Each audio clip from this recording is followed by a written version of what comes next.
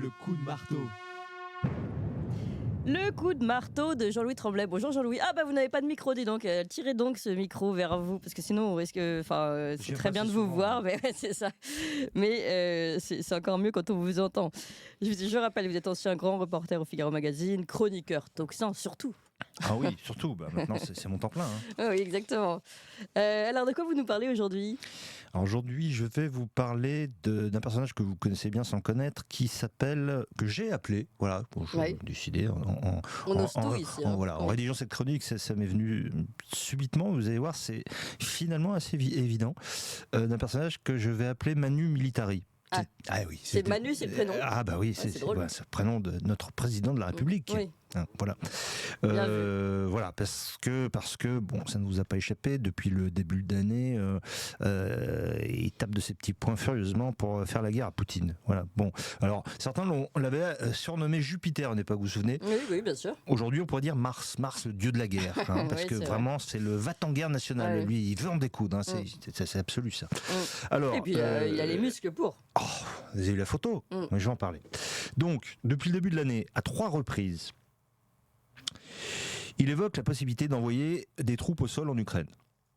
Fin février, à l'issue d'une conférence internationale de soutien à Kiev, avec 20 pays étrangers, à Paris, il dit « Il n'y a pas de consensus aujourd'hui pour envoyer de manière officielle, assumer et endosser des troupes au sol, alors ça, écoutez bien, mais en dynamique, rien ne doit être exclu. » Alors, en dynamique, j'adore la formule, je ne comprends pas, je ne pige pas ça. Alors, non, mais c'est intéressant parce que Jean-Louis Tremblay, je rappelle, vous êtes grand reporter. Expliquez-moi, mais je ne peux pas vous expliquer. Ce que je peux expliquer, c'est que si vous ne comprenez pas, c'est normal que nous ne comprenions pas. Parce que, quand même, vous connaissez un peu le vocabulaire. Voilà, exactement. Et le vocabulaire martial. Bon, voilà. Alors, en dynamique, j'ai jamais entendu. Rien ne doit être exclu. Bon, voilà. Bon, c'est une nouveauté. C'est du Manu, quoi. Bon, mais très bonne formule.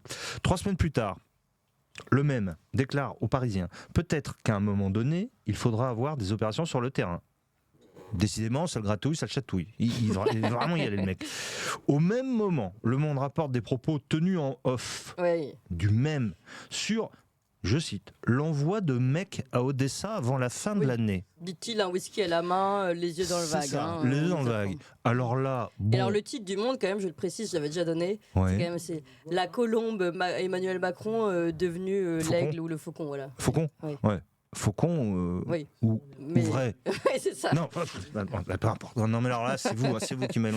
Ça, c'est glissant, ça, comme terrain. Il faut faire ça le matin, comme ça. Non, j'ai rien dit, moi, c'est vous là qui donc, nous propos supposés off. Alors, des mecs, déjà...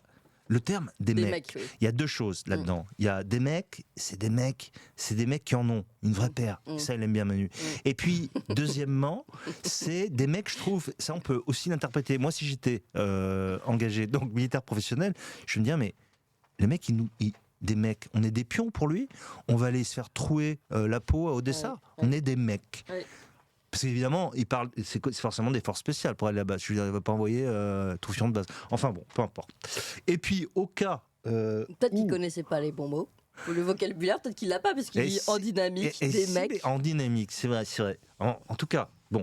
Et au cas où on n'aurait pas tout compris, parce que c'est vrai que les Français sont cons, c'est bien pour ça qu'il a été élu d'ailleurs, et on est tous des crétins, on l'a bien vu au moment de la crise des Gilets jaunes, des vaccins. Les gens qui ne sont rien. Et ben, il fait publier par son service de presse cette fameuse photo dont vous avez parlé, ce cliché extraordinaire où on voit Manu en train de boxer dans un punching ball avec des bras que je n'ai jamais vu, même à l'époque de Stallone et de... Vous avez vu les bras ? Oui, j'ai vu. Mais c'est pas possible. Et alors, on prétend que c'est pas l'IA qui a fait ça. Mais c'est pas possible. Vous avez vu les bras ? Oui, j'ai vu, oui. Je sais pas, mais moi je vais pas montrer ma cuisse ici, mais c'est plus gros que ma cuisse. Bon, en ça je l'avais jamais vu. Et alors justement, ça me fait une petite articulation. Les bras m'en tombent. Alors là, les bras m'en tombent. Pourquoi ? Parce que Emmanuel Macron est né en 1977. D'accord ? Que le service national a été supprimé par la loi du 28 octobre 1997. Donc le petit Manu, quand la conscription a été supprimée, il avait 20 ans. Donc il aurait pu. On pouvait faire le service militaire à partir de 18 ans. 18, 19 ou 20. 2 ans, parfait. Il avait 2 ans pour le faire. Il était où ? Il était sur les planches avec Brigitte, il faisait du théâtre. Ok, bah oui, c'est mieux qu'à la caserne. Hein. Et ce type, parce que les seuls qui ont été exemptés officiellement, ce sont les gens qui sont nés à partir du 1er janvier 1979. Donc il avait 2 ans pour le faire, son service militaire. Niet, il l'a pas fait. Donc voilà un type qui n'a jamais tenu un fusil de sa vie, même en plastique, parce qu'à mon avis, quand il était petit à Noël, on lui offrait des baigneurs ou des poupées. Et qui ose dire qu'il va faire la guerre à Poutine. Extraordinaire. Et tout ça me rappelle le fâcheux discours que je qualifierais de chauvino-militariste de la France des années 30, où là c'était pareil, la guerre, on n'avait rien fait pour la préparer, budget nul, etc., on faisait la grève, 36, Front Populaire, etc., l'armée c'était pas bien, on avait des bandes moltières alors que les Allemands ils avaient déjà des Rangers, et la suite on va en parler, et surtout à l'époque, on était là, on montrait les biscottos, on disait il va voir ce qu'il va voir, Adolf Hitler. Ok. Une phrase pour appuyer mes propos, parce qu'elle est restée dans les annales de l'histoire, c'est celle du ministre des Finances de l'époque, Paul Reynaud. 15 jours après la déclaration de guerre, en septembre 1939, ce fameux Paul Reynaud, que j'aime beaucoup, dit « Nous vaincrons parce que nous sommes les plus forts ». Énorme. Et la chanson de l'époque, c'est argumenté. C'est pas mal. Oui. Et la chanson à la mode à l'époque, c'est nous irons pendre notre linge sur la ligne Siegfried. Oui, la ligne Siegfried, c'est équivalent allemand de la ligne Maginot, ligne défensive. Bon. 8 mois plus tard, bon, je le rappelle, je pense qu'on l'a appris, quoique on s'attarde pas là-dessus. On préfère parler de la Shoah pendant les cours sur la Seconde Guerre mondiale, mais sur la débâcle de 1940, pas trop. 8 mois plus tard, mai-juin 40. Le printemps fatal, c'est... alors les historiens appellent ça une débâcle.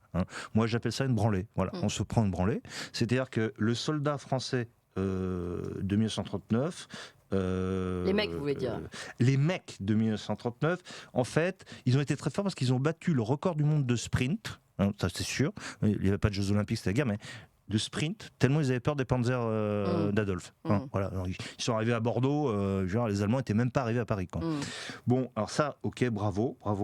Et cette magistrale déculottée, le dialoguiste Michel Audiard, que vous connaissez, les tontons flingueurs, les barbouzes, et qu'on aime beaucoup ici, notamment votre rédacteur en chef Valentin Schermer. Tout à fait. C'est un fan, et qui était aussi, on le sait moins, un écrivain talentueux, a fait un petit livre de souvenirs après-guerre qui s'appelait Le petit cheval de retour, où il raconte l'exode sur les routes de France en bicyclette. Et il se fout de la gueule de Paul Reynaud, d'ailleurs, qu'il appelle Nostradamus. Bon, Nostradamus, évidemment, pourquoi ? Et je cite, « À cause de son époustouflant don de voyance, le seul de nos gouvernants capable de lire dans le marc de café, d'annoncer l'horoscope. » Ah oui, le mec qui dit en septembre 39, nous vaincrons parce que nous sommes les plus forts, et 8 mois plus tard, c'est la diarrhée nationale, bravo. Et Michel Audiard, de résumer avec sa gouaille habituelle l'état d'esprit des Français de l'époque, et la raison pour laquelle d'ailleurs on a perdu, et on a reperdu après d'ailleurs en Indochine, en Algérie, pas pour les mêmes raisons, mais bon quand même. Cette guerre, on voulait bien la gagner, à la rigueur, la perdre, ce qu'on voulait pas, c'était la faire. Ça, à aucun prix. Je fais un petit peu la voix nasillarde de notre ami Michel Audiard, mais voilà, en moins bien. Alors, moi, ça m'inspire quoi ? Eh bien, le fait que Manu Militari, alias Emmanuel Macron, nous rejoue 39-40. C'est exactement pareil. Ah bah oui, mais ça, même il surfe sur cette image. Oui, parce qu'il parle de Munich, etc. Oui, l'esprit de Munich. Alors c'est extraordinaire, pour un type qui se targue d'avoir fait des études plus. Moi, je lui conseille, au lieu de jouer aux War Games sur sa babasse, comme un gamin de 6 ans, de relire les manuels d'histoire. Et cette période de notre histoire. Pourquoi ? Parce que la guerre, c'est pas un jeu vidéo.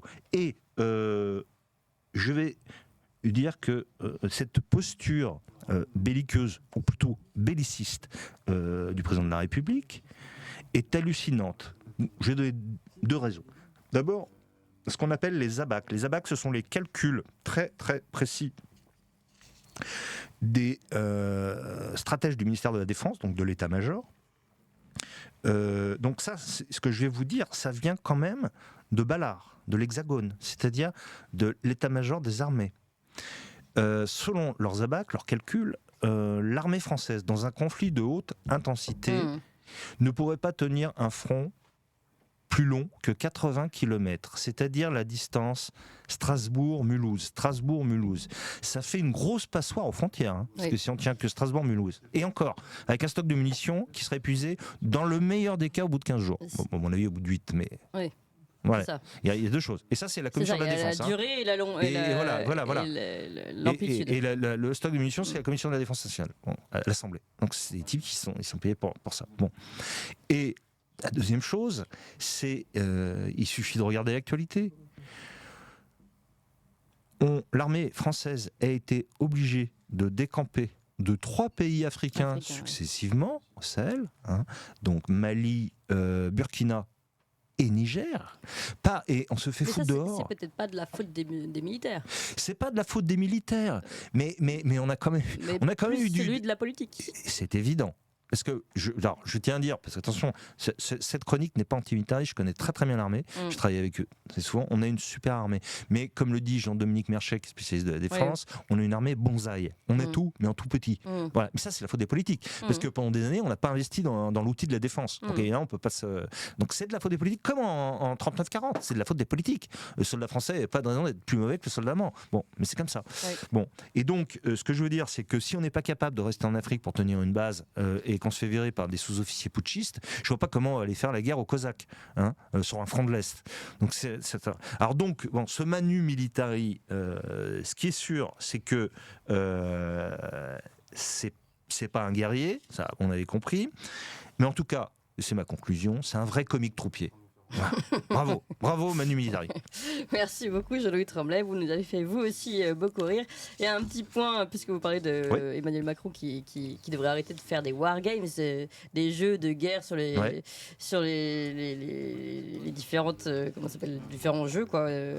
Oui, Call of Duty, etc. Oui, voilà. Et bien, une information de Pierre-Yves Rougiron qui est quand même intéressante. Il a expliqué qu'aujourd'hui on recrutait au plus haut niveau de l'armée, notamment au niveau otanien, des wargamers, et pas des militaires en fait.